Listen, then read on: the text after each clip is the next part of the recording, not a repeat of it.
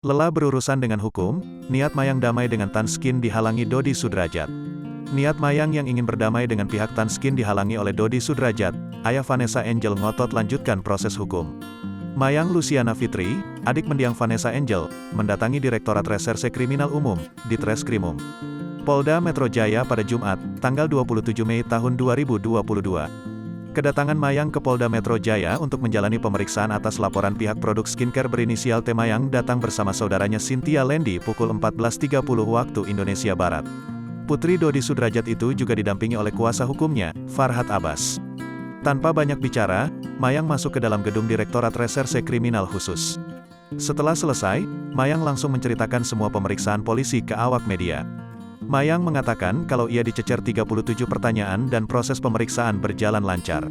Alhamdulillah lancar, rada syok soalnya ini pertama kali, kata Mayang dikutip tribunstyle.com, Sabtu, tanggal 28 Mei tahun 2022. Mayang juga mengatakan kalau ia sebenarnya ingin damai dalam masalah ini. Sebenarnya aku mau damai, mau banget, cuma dari Dadi masih bersikeras untuk melanjutkan proses ini. Aku sih mau banget damai, aku udah capek, kata Mayang. Mendengar jawaban Mayang, Dodi langsung beraksi membela diri. Bukan bersikeras bahasanya, cuma nanti dibicarakan lagi ke Bang Farhad, karena Bang Farhad ada meeting jadi nanti malam kami bahas lagi, kata Dodi Sudrajat. Tapi pada dasarnya pengen mediasi damai baik-baik.